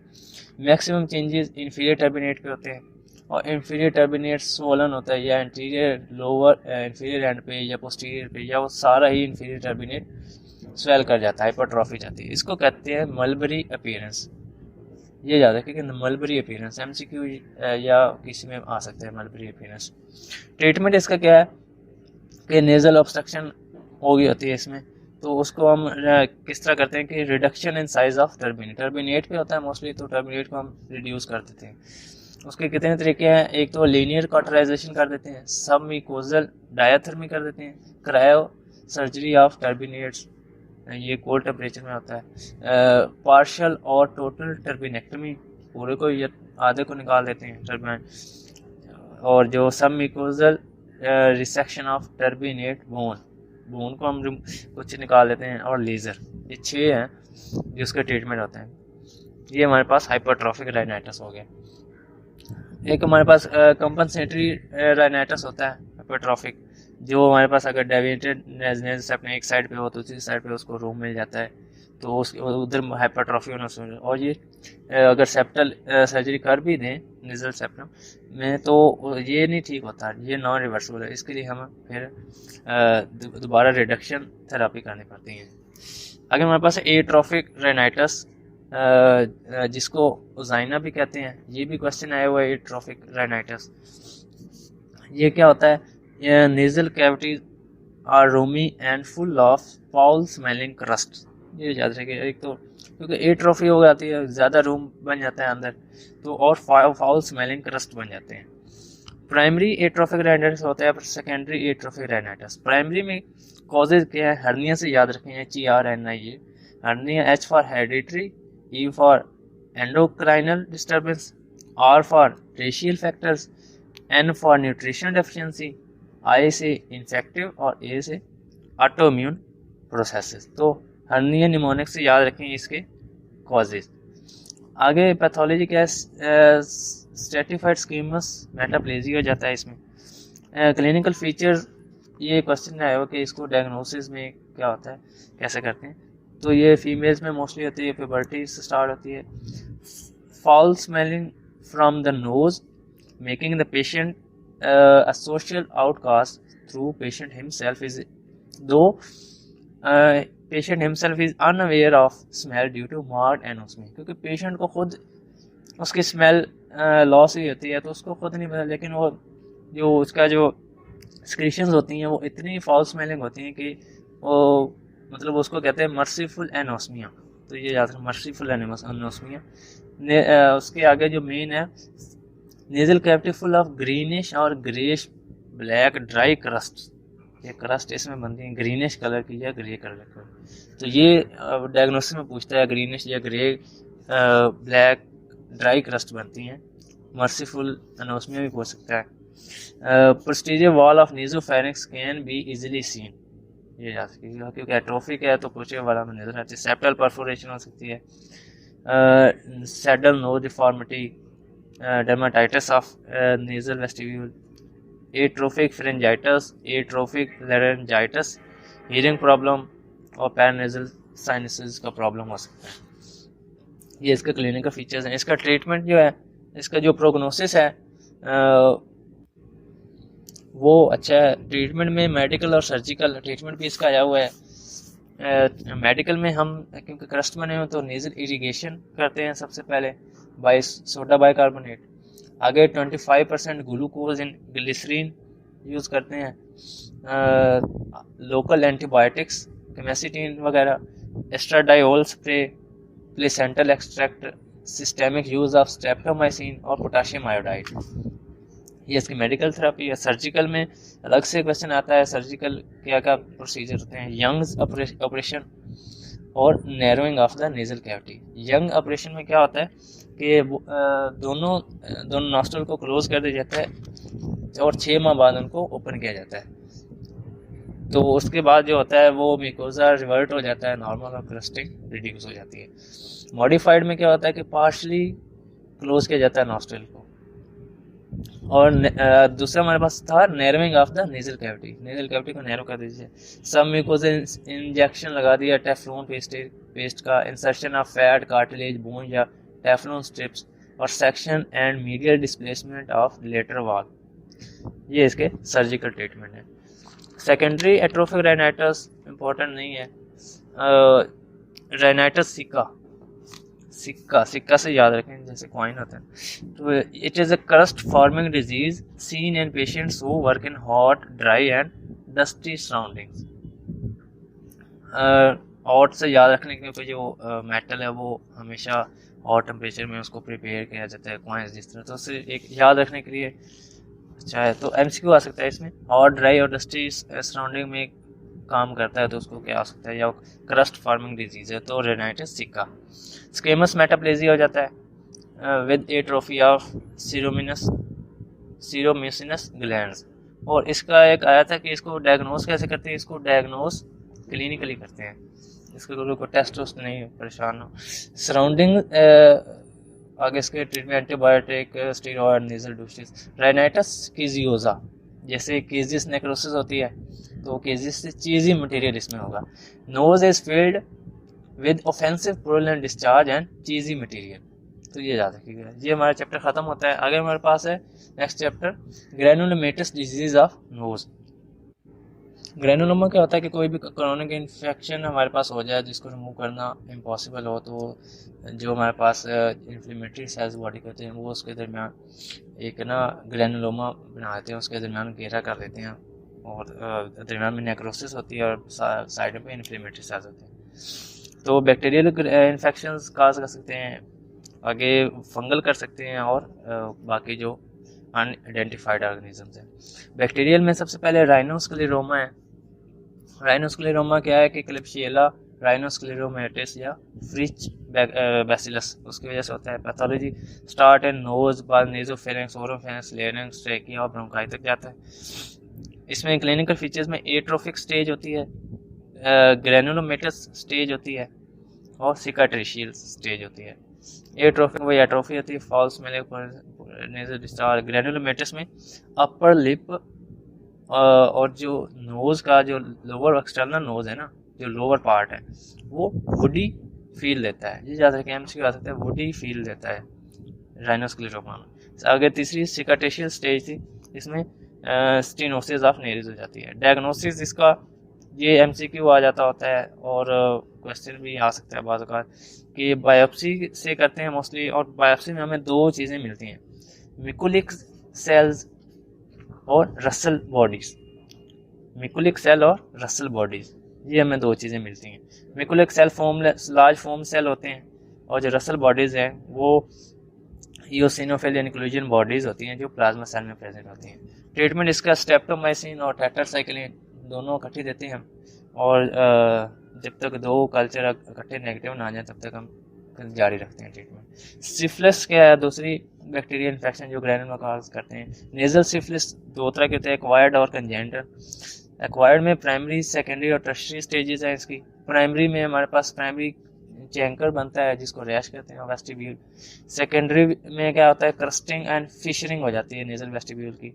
और टर्शरी में गुम्मा ऑन द नेजल सेप्टम, ये जा सकता है गुम्मा, इस स्केचिंग में बना हुआ था, अगर किसी ने पढ़ी हो तो टर्शरी में गुम्मा बन जाता है, और सैडल नोज डिफॉर्मिटी हो जाती है। कंजेनिटल जो इसकी फॉर्म है वो अर्ली स्टेज जो फर्स्ट 3 मंथ्स में हो जाती है वो मैनिफेस्ट करती है स्नफल्स, ये याद रखिएगा, स्नफल्स के तौर पे अर्ली फॉर्म। और लेट फॉर्म जो है वो gummatous lesion destroy the nasal structure, gummatous lesion बन जाते हैं। डायग्नोसिस का वीडीआरएल और बायोप्सी करते हैं। ट्रीटमेंट क्या है, penicillin is a drug of choice है, बेंजाथीन पेनिसिलिन ये हम इसमें देते हैं। आगे हमारे पास है ट्यूबरकुलोसिस, ये भी बैक्टीरिया, इसमें परफोरेशन ऑफ नेजल सेप्टम हो जाते हैं, कार्टिलेजिनस पार्ट, ये रेयर है। Lupus vulgaris, it is low grade tubercular infection, और जिसमें क्या होता है, ब्राउन जिलेटिनस नोड्यूल्स बनते हैं जिन्हें कहते हैं apple jelly nodules. Leprosy, leprosy में क्या होता है, माइक्रोबैक्टीरियम लेप्रिस होता है, एंटीरियर पार्ट ऑफ सेप्टम से स्टार्ट होता है, और anterior end of inferior turbinate. इसमें depression of bridge of nose और destruction of anterior nasal spine with trojan of columella. Lepra cells होते हैं, फोमी अपीयरिंग हिस्टोसाइट्स, इन्हें हम लेप्रा सेल्स कहते हैं। ये एसिड फास्ट बेसिलाई पे सीन होते हैं। डेप्सोन, रिफेम्पिन और एसिड ट्रीटमेंट है इसका। आगे हमारे पास फंगल इन्फेक्शन हैं। फंगल में हमारे पास राइनोस्पोरियोडोसिस है, ये राइनोस्पोरिडियम सीबरी से होता है। कॉज इसका ये प्रोटोजो भी कहते हैं, कुछ इसको फिश पैरासाइट भी कहते हैं। लाइफ साइकिल इसके 3 स्टेजेस हैं, ट्रोफिक स्टेज है, डेवलपमेंट ऑफ स्पोरेंजियम है, और प्रोडक्शन ऑफ एंडोस्पोर्स है, ये इसके 3 स्टेजेस है।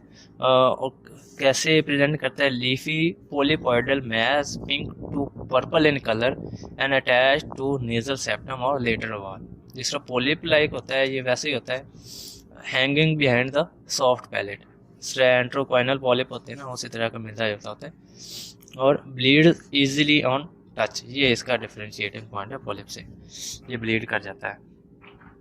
Sometime Frank epistaxis is the only presenting complaint, ये याद रखिएगा राइनोस्पोरिडोसिस में। डायग्नोसिस और ट्रीटमेंट इसका कंप्लीट सेक्शन है। एस्परजिलोसिस क्या होता है, ये एस्परजिलस फ्यूमिगेटस या फ्लेवर्स, ये तो इसकी टाइप्स हैं। They invade nasal tissue when host defence mechanism are compromise due to immunosuppressive drugs. और इसमें क्या होता है, ब्लैक और ग्रेश मेम्ब्रेन बन जाती है, और सेमी सॉलिड चीज़ी वाइट और ब्लैकिश मटेरियल मैक्सिलरी साइनस में मिलता है। ट्रीटमेंट सर्जिकल डिब्राइडमेंट है, एंटी फंगल ड्रग्स हैं, रिपीटेड इरिगेशन है with 1% solution of gentian violet। Mucor mycosis, ये आता है 3 से 4 दफ़ा, ये भी है मिकोर माइकोसिस। इसको सिंपली क्वेश्चन आता होता है, it is fungal infection, uncontrolled diabetics और इम्यूनो सप्रेसिव ड्रग्स जो ले रहे हैं उनमें होता है। ये इसका डायग्नोसिस इस तरह आता है कि अनकंट्रोल्ड डायबिटिक है, तो उसको इतने अरसे से ये डायबिटीज़ है और उसमें ये मसला हो गया, तो वो होता है म्यूकोरमाइकोसिस। ये इसमें सबसे पहले जो नोज से स्टार्ट होता है इन्फेक्शन, फिर वो ऑर्बिट में जाता है, ये भी आता है बाज़ औक़ात के ऑर्बिट में हो गया है, क्रिब्रिफॉर्म प्लेट, मेनिंजेस और ब्रेन तक चला जाता है। इसमें ब्लैक नेक्रोटिक मैस मिलता है हमें, और स्पेशल स्टेन ये पूछते हैं कि कौन डायग्नोसिस कह सकते हैं, तो स्पेशल स्टेन से करते हैं और सीटी स्कैन से करते हैं, ये दो तरह से करते हैं। ट्रीटमेंट में एम्फोटेरिसिन बी और सर्जिकल डिब्राइडमेंट, ये दो तरह से ट्रीट इसको करते हैं। बाकी वेजिनल जो अनस्पेसिफाइड एटियोलॉजी वेजिनल ग्रैनुलोमाटोसिस है, इसमें blood stained nasal discharge which is later become purulent और परसिस्टेंट कोल्ड या साइनस प्रेजेंट करता है। रीनल फेलियर कॉज होता है इसका। नेक्रोटाइजिंग वेस्कुलाइटिस स्मॉल आर्टरीज और वेन्स। टी सेल लिम्फोमा, इसमें एक चीज़ आता है कि T cell lymphoma is a midline malignant lesion and pleomorphic polymorphic reticulosis. ये मिड लाइन मैलिग्नेंट लीजन का अगर आ जाए तो वो टी सेल लिम्फोमा होगा, एमसीक्यू में आएगा mostly. Destructive lesion starting on one side, एक साइड को पहले ख़राब करता है फिर दूसरी को। इसमें वेस्कुलाइटिस नहीं होता, रैपिडली डिस्ट्रक्टिव है, और लंग्स और किडनीज स्पेयर होते हैं, लेकिन वो ग्रैंड वेजिनल में वो इन्वॉल्व होते हैं। सार्कोइडोसिस क्या है, ये रिजेंबल करता है ट्यूबरकुलोसिस से, लेकिन इसमें कीजियस नेक्रोसिस नहीं होती। नेक्स्ट हमारे पास है miscellaneous disorders of nasal cavity. इसमें से क्वेश्चन आ जाता होता है कभी कभी। तो फॉरेन बॉडी आती है हमारे पास। अगर ये याद रखिएगा, if it is a dictum that if a child presents with unilateral foul smelling nasal discharge, foreign body must be excluded. अगर एक बच्चा आ गया तो उसको unilateral foul smelling nasal discharge है, तो उसमें सबसे पहले आपने जो एक्सक्लूड करना है वो फॉरेन बॉडी, क्योंकि मोस्टली इसकी वजह से होता है। ट्रीटमेंट इसका क्या है कि फॉरेन बॉडी है तो उसका पेपर या कॉटन का स्वैब है, पीसेस उसका है, तो उसको फॉर्सेप्स से निकाल देते हैं। अगर कोई राउंड ऑब्जेक्ट है तो उसको हम यूस्टेशियन कैथेटर से निकालते हैं। अगर चिल्ड्रन में जनरल एनेस्थीसिया देते हैं, मोस्टली रोज पोजीशन होती है, रोज पोजीशन, और पैक हम नेजोफेरेंस में लगाते ताकि पीछे ना गिर जाए। कॉम्प्लिकेशंस इसकी क्या होती हैं, वो नेजल इन्फेक्शन हो सकता है फॉरेन बॉडी की वजह से, साइनोसाइटिस हो सकता है, राइनोलिथ फॉर्मेशन हो जाती है, और इनहेलेशन इनटू ट्रेकियोब्रोंकियल ट्री, या इनहेल हो सकता है। राइनोलिथ क्या है, ये क्वेश्चन 2 से 3 दफ़ा आया हुआ है। Rhinolith it is a stone formation in the nasal cavity, stone formation in the nasal cavity. तो इसमें क्या होता है कि कोई भी हमारे पास ब्लड क्लॉट है या फॉरेन बॉडी है या कुछ स्क्रीशियंस ही हैं जिसकी साइडों पे और वो अंदर पड़ी हुई है नेजल कैविटी में, तो कैल्शियम मैग्नीशियम साल्ट उसके अराउंड जमा हो जाते हैं, उसको एक ना स्टोनी फील देते हैं, हार्ड कर देते हैं। It means cause pressure necrosis of the septum and lateral wall of necrosis, nose उसकी नेक्रोसिस कर देती है। इसके क्लिनिकल फीचर्स क्या हैं, ये क्वेश्चन इसका पार्ट के तौर पे आया हुआ था। यूनिलैटरल नेजल ऑब्स्ट्रक्शन है, foul smelling discharge which is very often blood stain, क्योंकि कोई भी शार्प चीज़ है ना, स्टोन है, तो ब्लड स्टेन और फाउल स्मेलिंग होगा और यूनिलैटरल होगा। Frank epistaxis and neuralgic pain, ये भी हो सकती है इसमें। ग्रे ब्राउन और greenish black mass with irregular surface and stony hard feel, ये इसके क्लिनिकल फीचर। ट्रीटमेंट इसका क्या है कि मोस्टली जनरल एनेस्थीसिया में देते हैं, रिमूव थ्रू इंटीरियर नेरीज से हम रिमूव कर देते हैं, और अगर लार्ज हो तो फिर को हम पीसेस में तोड़ देते हैं, फिर निकालते हैं। Some particularly hard and irregular ones require lateral rhinotomy, तो ये इसका ट्रीटमेंट है। अब एक क्वेश्चन आया हुआ था कि यूनिलैटरल नेजल डिस्चार्ज है तो उसमें डिफरेंशियल डायग्नोसिस कौन कौन से हो सकते हैं। उसमें एक तो फॉरेन बॉडी हमने पढ़ लिया, दूसरा राइनोलिथ हो सकता है, आगे डीएनएस हो सकता है, और यूनिलैटरल साइनोसाइटिस हो सकता है, एंट्रोकोइनल पॉलिप भी हो सकता है। क्योंकि ये 4-5 हैं जो यूनिलैटरल नेजल डिस्चार्ज के डीडीज में आते हैं।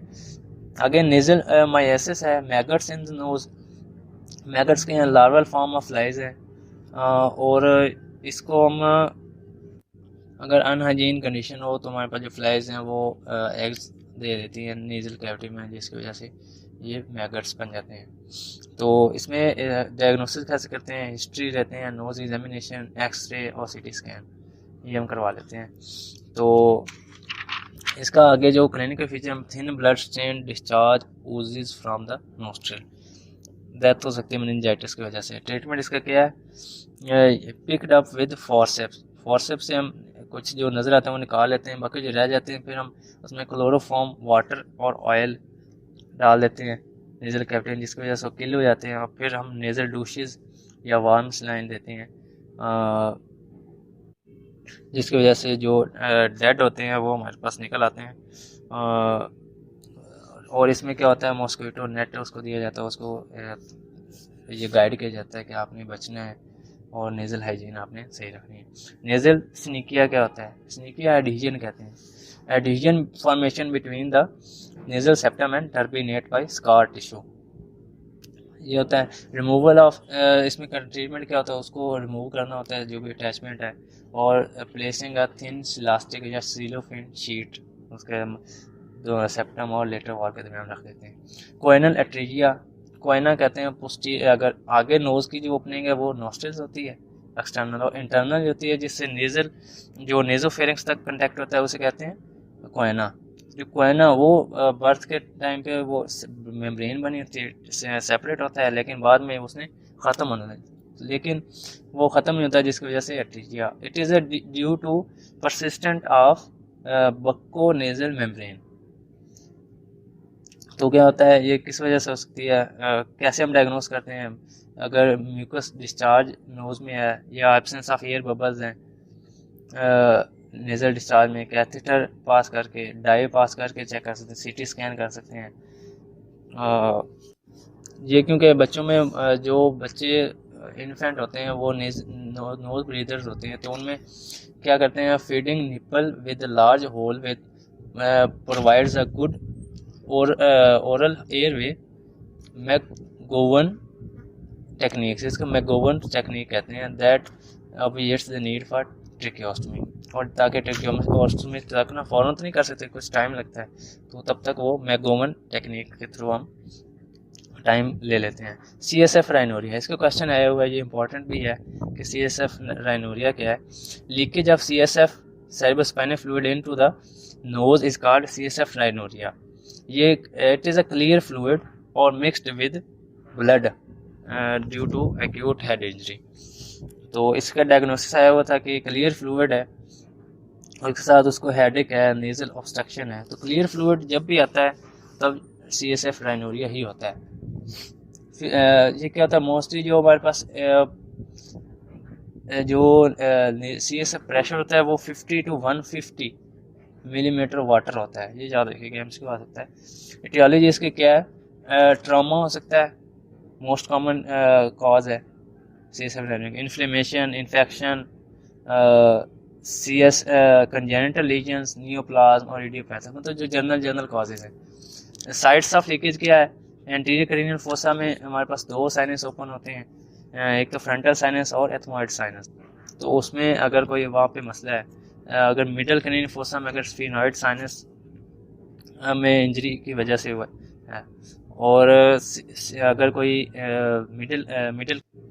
मिडिल क्रेनियल फोसा में अगर कोई यूस्टेशियन ट्यूब का आ गया, तो अगर हमारे पास टेम्पोरल बोन फ्रैक्चर हो गई है तो उसकी वजह से यूस्टेशियन ट्यूब से नोज़ में आ जाता है, जिसको CSF ओटो राइनोरिया कहते हैं। डायग्नोसिस किस तरह हम करते हैं, क्लियर वाटर आता है नोज़ से, और बेंडिंग या हेड डाउन या स्ट्रेनिंग से ज़्यादा उसकी हो जाती है सिक्रेशन, म्यूकस कंटेंट नहीं होता, और जो इसको डिफरेंशिएट करना होता है तो जो नॉर्मल म्यूकस सिक्रेशन होती है वो मीसोम्यूकस होता है, और stiffen the handkerchief. CSF rhinorrhoea after head trauma, उसके साथ क्योंकि कुछ ब्लड भी आ रहा होता है तो उसकी वजह से हमें डबल टारगेट साइन नज़र आता है। डबल टारगेट साइन ये याद रखिएगा, ये इंपॉर्टेंट है डायग्नोसिस में। तो ये इसमें सेंट्रल ब्लड होता है और पेरिफेरल में लाइटर हेलो होता है। लेबोरेटरी टेस्ट, ये क्वेश्चन इसका आया हुआ है, एक तो डायग्नोसिस आता है, दूसरा लैब टेस्ट इसके आए हुए हैं, और तीसरा ट्रीटमेंट। लैब टेस्ट में हमारे पास दो चीज़ें हैं, बीटा 2 ट्रांसफेरन प्रोटीन, वो हम चेक कर लेते हैं स्क्रीशन में, और बीटा ट्रेस प्रोटीन, ये दो प्रोटीन हैं, beta 2 transferrin and beta trace protein. ये अगर आ रही है तो नेजल स्क्रीशन में तो हमारे पास CSF राइनोरिया ही होगा, क्योंकि ये सिर्फ CSF में प्रेजेंट होती हैं। करना क्या होता है, हमने लोकलाइज करना होता है, हाई रेजोल्यूशन CT स्कैन करते हैं, MRI कराते हैं। ट्रीटमेंट इसका क्या है, कंजर्वेटिव ट्रीटमेंट है कि बेड रेस्ट करवा दो, हेड ऑफ द बेड जो एलिवेट कर दो, स्टूल सॉफ्टर दे दो ताकि स्ट्रेनिंग ना हो, avoidance of nose blowing, sneezing and straining, antibiotics दे दें ताकि मेनिंजाइटिस ना हो जाए, और लंबर ड्रेन कर दें। इसके अलावा क्या हो सकता है, हमारे पास सर्जिकल टेक्निक्स हैं, उसमें क्या होता है, न्यूरो सर्जिकल इंट्राक्रेनियल अप्रोच, मतलब क्रेनियल कैविटी ओपन करके, एक्स्ट्रा ड्यूरल अप्रोचेज हो सकती हैं, और ट्रांसनेजल एंडोस्कोपिक अप्रोच मतलब नोज के थ्रू। ये 3 प्रोसीजर इसमें हैं। जो ट्रांसनेजल एंडोस्कोपिक अप्रोच है उसमें हम पहले देखते हैं कि वुंड इफेक्ट है कहाँ पे, और फिर ग्राफ्ट तैयार करते हैं और उसको हम वहाँ पे लगा देते हैं ग्राफ्ट को, और अगर वुंड इफेक्ट 2 सेंटीमीटर से ज़्यादा हो तो फिर हम कार्टिलेज प्लेस कर देते हैं। यहाँ पे हमारे पास ये चैप्टर कंप्लीट होता है। आगे हमारे पास है एलर्जिक रिनाइटिस। एलर्जिक रिनाइटिस क्या है कि it is an IgE mediated immunologic response of nasal mucosa to airborne allergens. इसमें वही watery nasal discharge, nasal obstruction, sneezing, itching, ये सीजनल भी होता है, पीरियड सीजनल, कुछ खास सीजन में जो होता है, period through out the year चलता है सिम्टम्स हमारे पास। कॉजेज क्या है, इनहेलेंट एलर्जेंस और जेनेटिक प्रीडिस्पोजिशन है। जो एलर्जेंस मुख्तलिफ किस्म के moulds, dust mites, cockroaches, dander from the animal हो सकता है। अगर फैमिली में अगर एक पेरेंट्स में से किसी एक को आया तो 20% चांसेस हैं, अगर दोनों को आया तो 47% चांसेस हैं एलर्जिक रिनाइटिस के। इसमें क्या होता है, प्राइमिंग इफेक्ट हमारे पास होता है कि अगर किसी एलर्जन से पहले म्यूकोजा एनकाउंटर हुआ है तो उसके बाद अगर वो उसकी स्मॉलर डोजेज पे आ जाती हैं तो उसको वो सिम्टम शो करने लग जाता है। एक्यूट या अर्ली फेज़ होता है और लेट या डिलेड फेज़ होता है। एक्यूट फेज़ 5 to 30 मिनट्स में आ जाता है, स्नीजिंग, रेनोरिया, नेजल ब्लॉकेज, ब्रोंकोस्पैज्म आ जाता है, और ये हिस्टामिन की वजह से होता है। जो लेट या डिलेड फेज़ होता है वो 2 to 8 आवर्स में होता है, इन्फ्लेमेटरी सेल्स इन्फिल्ट्रेशन होती है, और स्वेलिंग, कंजेशन और थिक सिक्रीशन होना शुरू हो जाती है। क्लिनिकल फीचर्स इसके क्या है, कार्डिनल सिम्टम्स जो है सीजनल नेजल एलर्जी के और पेरिनियल नेजल एलर्जी के। तो सीजनल जो है उसमें क्या है, paroxysmal sneezing 10 to 20 sneeze at a time, छींकें आना शुरू होगी और 10 से 20 दफ़ा एक ही वक्त पे आती रहेंगी। इसको ये है cardinal symptom seasonal nasal allergy. इसके साथ वो वाटरी नेजल डिस्चार्ज भी होगा। तो ये ज़्यादा कि MCQ आ सकता है या डायग्नोसिस में भी आ सकता है कभी कभार। सीजनल में क्या होगा, frequent cold, persistent stuffy nose, loss of smell वगैरह ये चीज़ आ जाएंगी। इसमें nasal signs, ocular signs, otologic signs और फ्रेंजियल एंड लेरेंजियल साइंस होते हैं। नेजल साइंस में क्या होता है, ट्रांसवर्स नेजल क्रीज में मिलती है जो ब्लैक लाइन होती है middle line of dorsum of nose पे।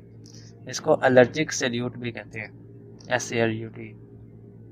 टर्बिनेट स्वोलन होते हैं। ओकुलर में हमारे पास कंजक्टाइवा कोबलस्टोन अपीयरेंस होती है, लिड की एडिमा हो जाता है, और dark circle under the eyes, allergic shiners जिन्हें कहते हैं।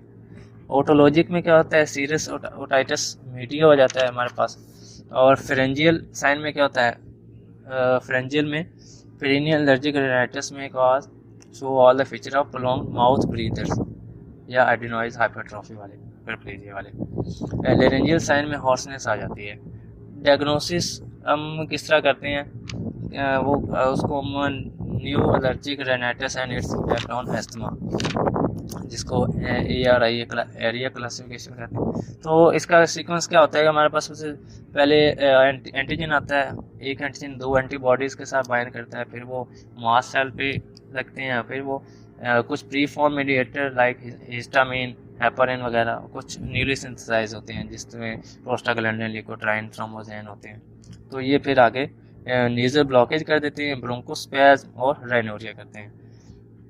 इन्वेस्टिगेशंस क्वेश्चन आया हुआ कि इन्वेस्टिगेशंस कौन कौन सी करवा सकते हैं। तो टोटल 5 है हमारे पास। टोटल एंड डिफरेंशियल काउंट करवा सकते हैं हम, नेजल स्मीयर करवा सकते हैं, स्किन टेस्ट, रेडियो एलर्गोसॉर्बिंग टेस्ट या रास, नेजल प्रोवोकेशन टेस्ट। ये 5 हमारे पास हैं जो हम करवा सकते हैं। स्किन टेस्ट जो हमारे पास था वो उसमें स्किन प्रिक टेस्ट और स्पेसिफिक आईजी मेजरमेंट्स।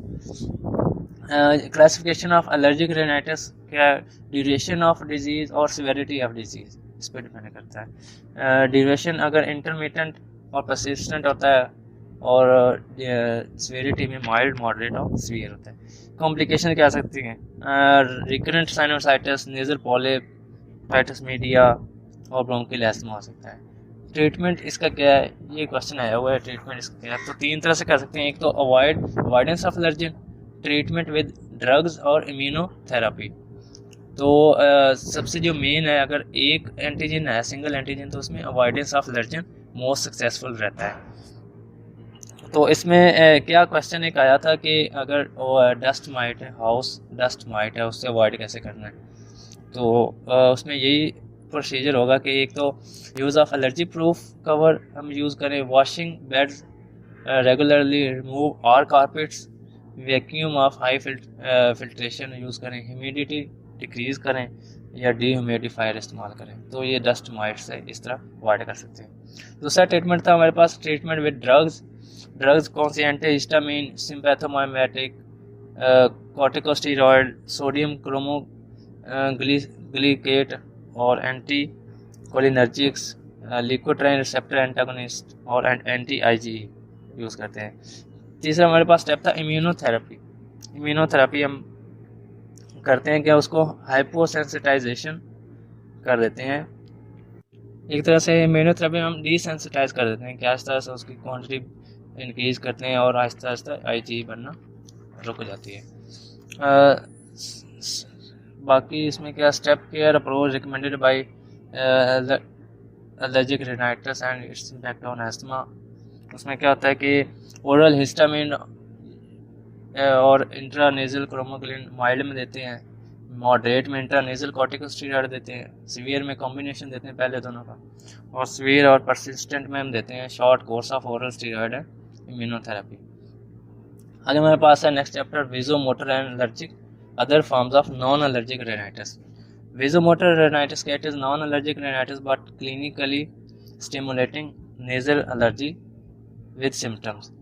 सिम्टम वही आते हैं लेकिन ये नॉन एलर्जिक है और ये through out the year persist करता है और इसमें एलर्जिक टेस्ट जो होते हैं वो नेगेटिव आते हैं। इसमें हमारे पास नेजल म्यूकोसा में हमारे पास वीनस साइनोसाइड्स होते हैं, तो यहाँ पे और इसका जो कॉज है वो emotional play important role in vasomotor rhinitis. Symptom इसके वही paroxysmal sneezing, excessive rhinorrhoea, nasal obstruction, post nasal drip है। और इसको एक डिफरेंस आया था कि एलर्जिक रेनाइटिस और वेजोमोटर रेनाइटिस। एलर्जिक जो है वो किसी एलर्जन की वजह से है और वेजोमोटर जो वो नॉन एलर्जिक है। इसमें एलर्जिक में क्या होता है, watery nasal discharge, nasal obstruction, sneezing होती है, और वेजोमोटर में rhinorrhoea and sneezing after getting out of bed, मतलब जब उठते हैं तब राइनोरिया और स्नीजिंग होती है, ये वेजोमोटर में आता है। और पैरोक्सिस्मल स्नीजिंग होती है एलर्जिक में 10 to 20 टाइम्स और इसमें इमोशन की वजह से होती है। बाकी एलर्जिक जो है उसमें आई, पैलेट और फेरिंग्स वो इन्वॉल्व होती हैं, लेकिन इसमें पैलेट इन्वॉल्व नहीं होता। तो ये डिफरेंस क्वेश्चन आया हुआ है तो इसको याद रखिएगा। अदर फॉर्म्स ऑफ और इसको जो वेजोमोटर रेनाइटिस है ये क्योंकि पैरासिम्पैथेटिक की वजह से होता है, तो कि एक्सेसिव स्टिमुलेशन की वजह, तो उसको क्या कहते हैं, sectioning of parasympathetic secretomotor fibre to nose, उसकी सेक्शनिंग कर देते हैं जिसको वीडियन न्यूरेक्टमी कहते हैं।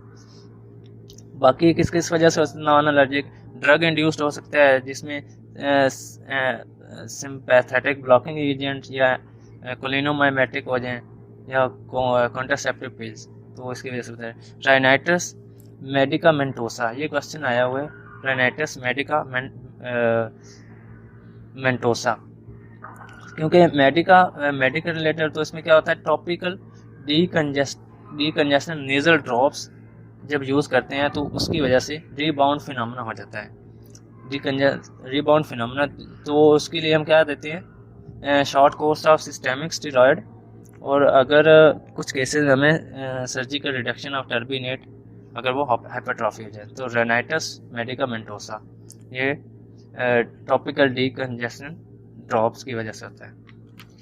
और रेनाइटस ऑफ प्रेगनेंसी में हो सकता है, honeymoon rhinitis due to sexual excitement, emotional rhinitis हो सकता है, रेनाइटस ड्यू टू हाइपोथायराइडिज्म, क्योंकि वो थायरॉक्सिन जो है वो सिंपैथेटिक को एक्टिवेट करता है और उसकी वजह से ये, क्योंकि एंटी इसके काम करता है, गस्टेटरी रेनाइटस हो सकता है, और नॉन एयर फ्लो रेनाइटस। तो इसके साथ ये हमारा जो फर्स्ट हाफ है ये कंप्लीट होता है। तो नेक्स्ट हाफ में हम नेजल पॉलिप से स्टार्ट करेंगे। ओके, अल्लाह हाफिज़।